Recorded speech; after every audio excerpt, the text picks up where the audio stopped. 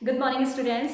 Today we are going to look at chapter 7 of Honeycomb book of your textbook. As you can see, the title of the chapter is The Invention of Vita Wonk. Vita Wonk is a medicine here that is invented by a scientist named Mr. Willy Wonka. This medicine makes the people younger. Actually, this medicine is very strong. So after taking this medicine, some people disappear, गायब हो जाते हैं. Why is it so? Because their age has become minus. Okay, you won't believe, but one person's age has become minus 87. It means he has to wait for 87 years to come in this world again. Surprisingly, as you can see, this story is totally based on hypothetical situation. You can see here, now Mr. Wonka must invent something new which can make the people older. So let's see through the chapter. Would he be successful to make his new invention or not? Let's start the chapter. The chapter says, Mr. Wonka said, so once again I rolled up my sleeves and set to work. Once again I squeezed my brain searching for the new recipe. I had to create age to make people older, oldest.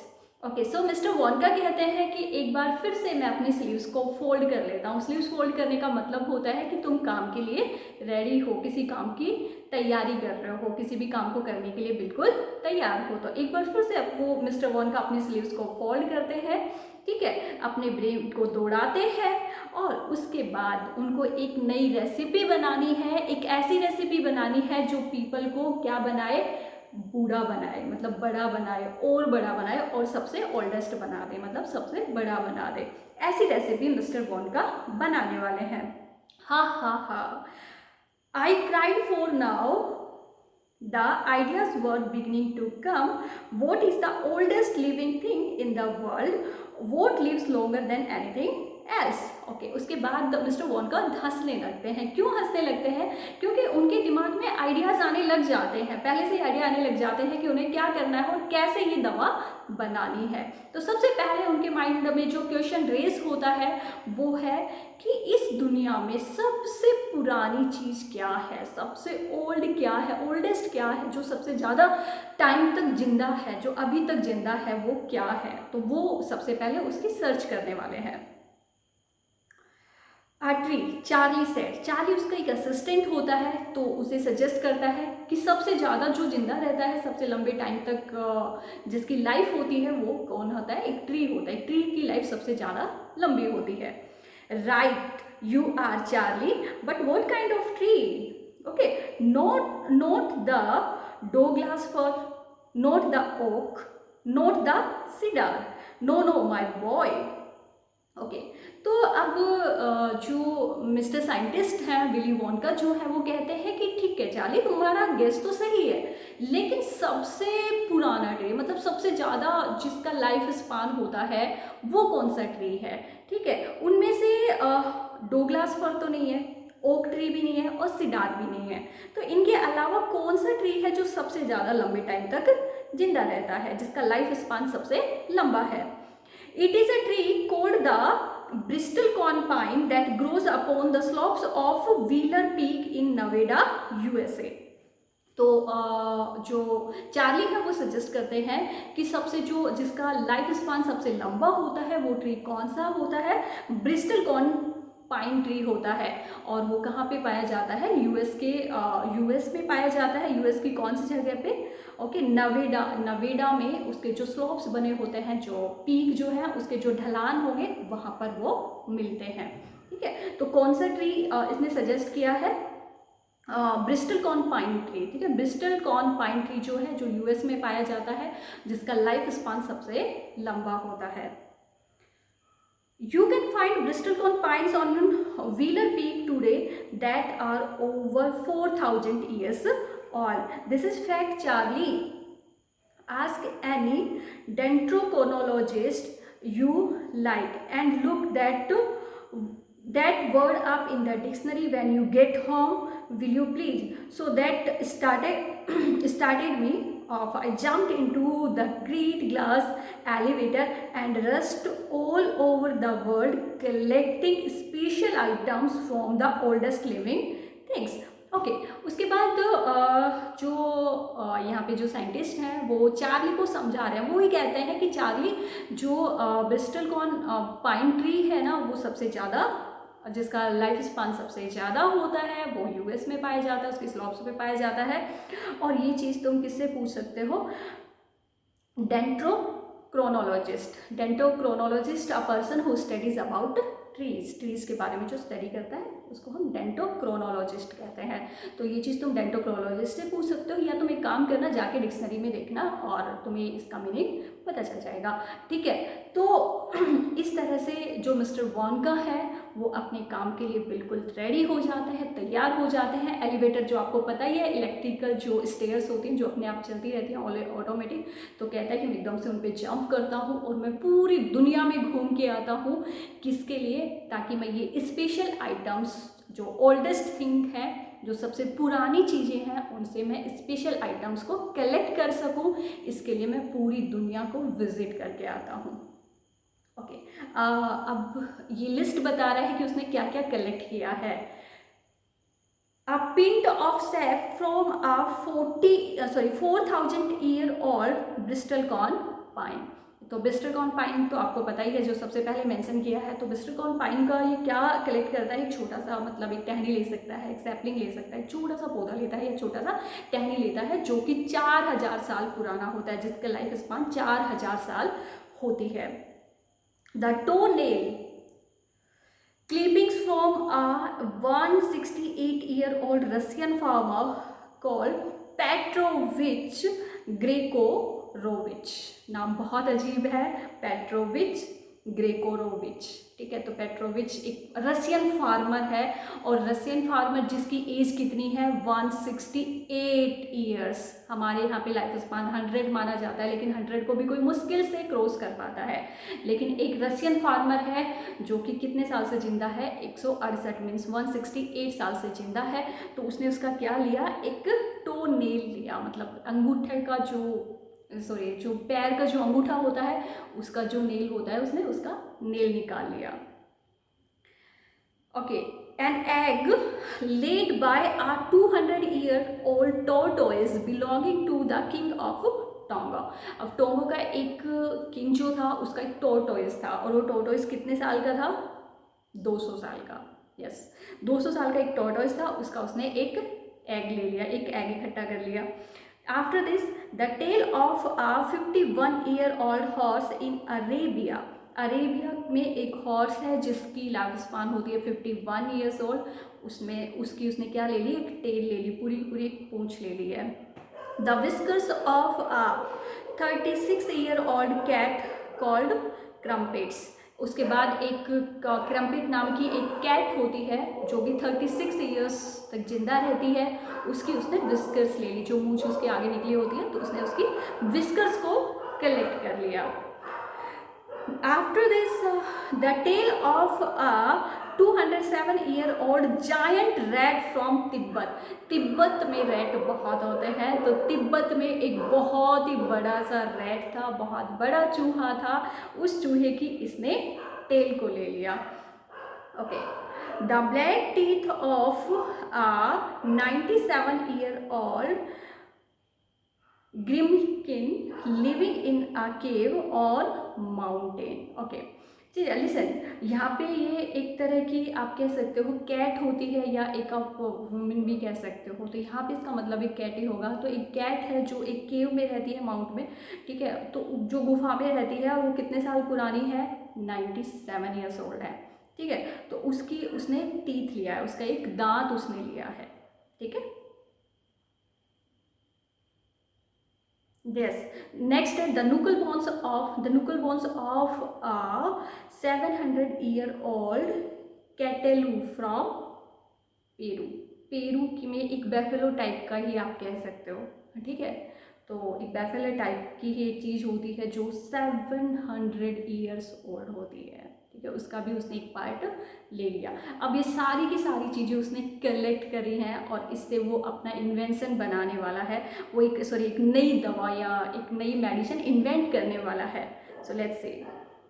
Okay, all over the world Charlie mister Wonka went on.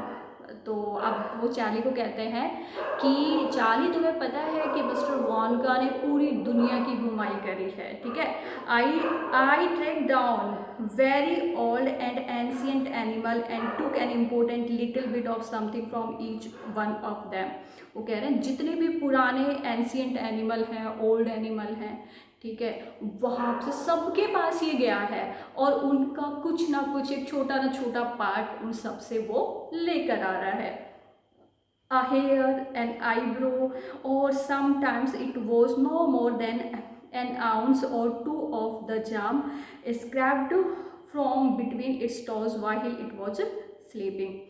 देखो, किसी के तो वो hair लेकर आ रहा है, किसी के वो आईब्रोज लेकर आ रहा है, किसी का वो छोटा सा ब्रश लेकर आ रहा है, मांस का टुकड़ा भी लेकर आ रहा है, और कुछ नहीं मिला तो कोई जब जानवर जब कोई सो रहा है ना, तो सोते टाइम उसके टो के बीच में से जो जगह होती है वहाँ से छोटा सा मतलब मांस का टुकड़ा वो काट कर ले आता है। जब वो कोई भी एनिमल जब सो रहा था, तो मतलब वो सारे जानवर से मिलकर आता है जो बहुत एज में बहुत ही बड़े हैं, ठीक है, मतलब जो ज़्यादा लंबे टाइम तक जिंदा रहते हैं। ओके, आई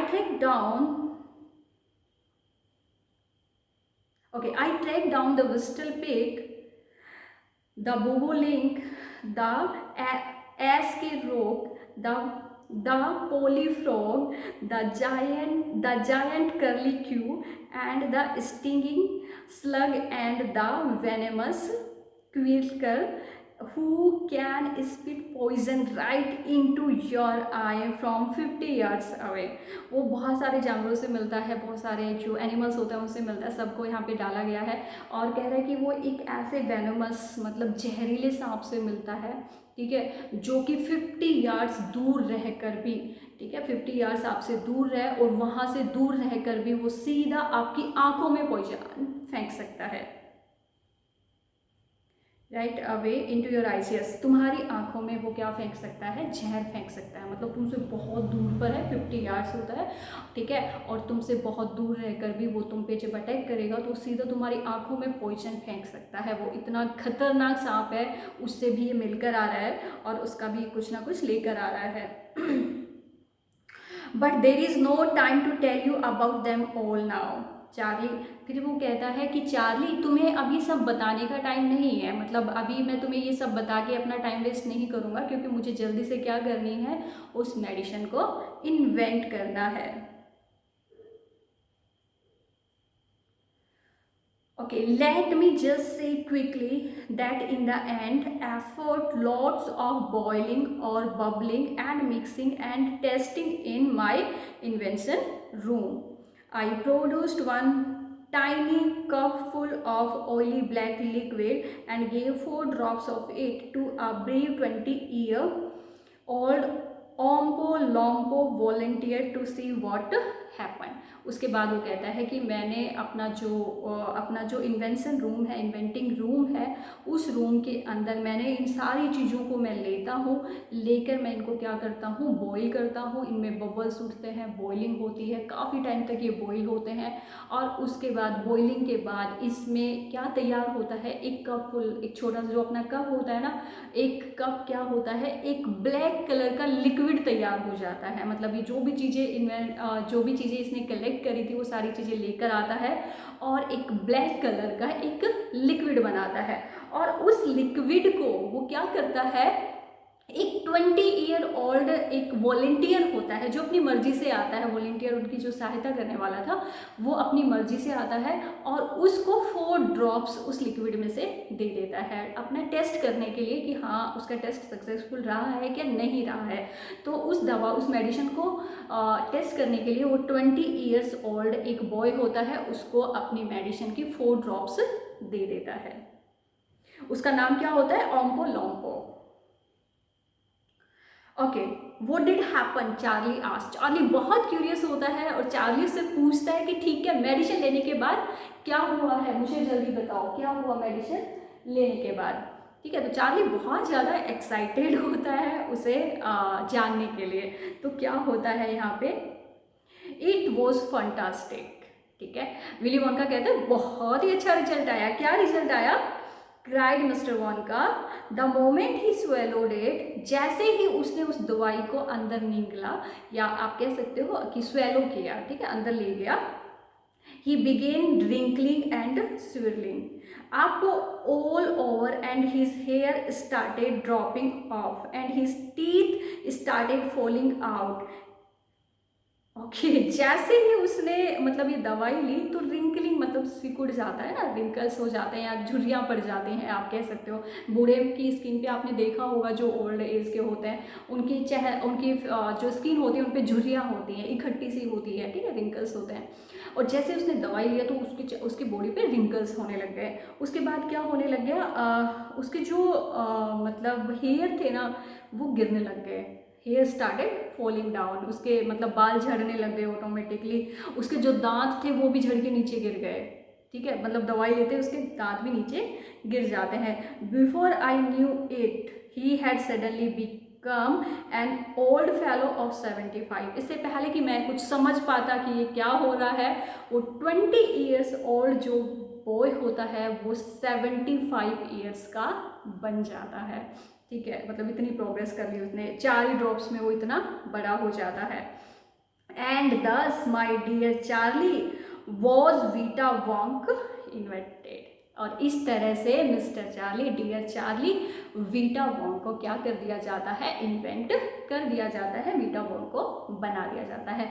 तो बेसिकली ये स्टोरी क्या है, एक साइंटिस्ट के बारे में है जिसका नाम क्या है, मिस्टर विली वोंका। और विली वोंका ने पहले एक ऐसी मेडिसिन बना दी थी जिस मेडिसिन को लेते ही पीपल बहुत ज़्यादा यंगर हो जाते हैं। बहुत हर कोई एक्साइटेड होता है कि हाँ मैं अपनी एज से ज़्यादा छोटा दिखूँ, ठीक है, मेरी जो एज है उससे कम दिखूँ। तो इसी तरह से जब उसने दवाई बनाई तो लोगों ने एक्साइटमेंट में उसे ले ली। जैसे ही वो दवाई ली तो उसका वो जो दवाई थी वो बहुत ज़्यादा स्ट्रॉन्ग थी, और इतनी स्ट्रॉन्ग थी कि लोग लेते ही उसे कुछ तो डिसअपियर ही हो गए, गायब ही हो गए। ठीक है, गायब क्यों हो गए, क्योंकि उनकी जो एज थी वो माइनस में चली जाती है। ठीक है, अब माइनस में चली जाती है, और इसमें एक पर्सन का तो बताया है कि एक पर्सन की एज कितनी माइनस चली जाती है, 87 ईयर्स। 87 ईयर्स वो माइनस में चला जाता है। इसका मतलब कि उसे अब इस दुनिया में आने में कितना वेट करना पड़ेगा, 87 ईयर्स के लिए वेट करना पड़ेगा। तो हर कोई रिक्वेस्ट करता है मिस्टर विली वोंका से, और विली वोंका से कहते हैं कि प्लीज़ तुम कुछ अब ऐसा बना दो जो लोगों को ओल्डर बनाए, जो बड़ा बना सके। तो मिस्टर वोंका क्या करते हैं, यहाँ पे पूरी दुनिया में वो ऐसी चीज़ों का सर्च करते हैं जिनका लाइफ स्पान सबसे लॉन्ग होता है, जो सबसे ज़्यादा लंबे टाइम के लिए जिंदा रहते हैं। तो इस तरह से उन्होंने एक लिस्ट बनाई और बहुत सारी चीज़ें उन्होंने एक इकट्ठा करी, और इस तरह से वो सारी चीज़ें कलेक्ट करके वो अपने इन्वेंटिंग रूम में आते हैं और उसे बॉईल करते हैं। और बॉईल करके उन्होंने कुछ कप, जो अपना कप होता है टी कप, उतना उन्होंने एक ब्लैक लिक्विड बनाया। और वो जो लिक्विड था उसको टेस्ट करने के लिए उन्होंने एक वॉलंटियर को चुना। एक वॉलंटियर होता है जो 20 ईयर्स ओल्ड होता है, वो लिक्विड वो उन्हें दे देते हैं। जैसे ही वो लिक्विड उस 20 ईयर ओल्ड यंग बॉय को दिया जाता है, तो जैसे वो लेता है तो उसकी स्किन में क्या होने लगती है, झुर्रियाँ होने लगती हैं, रिंकल्स होने लगते हैं, उसके हेयर फॉल होने लगता है, मतलब उसके जो बाल थे वो झड़ जाते हैं, उसके जो टीथ थे वो भी नीचे गिर जाते हैं। और देखते ही देखते वो जो लड़का होता है वो 75 ईयर्स ओल्ड हो जाता है, मतलब उसकी जो एज थी वो इंक्रीज हो जाती है। और इस तरह से विली वोंका जो है वो अपने इन्वेंशन में सक्सेसफुल रहते हैं। So that was the chapter.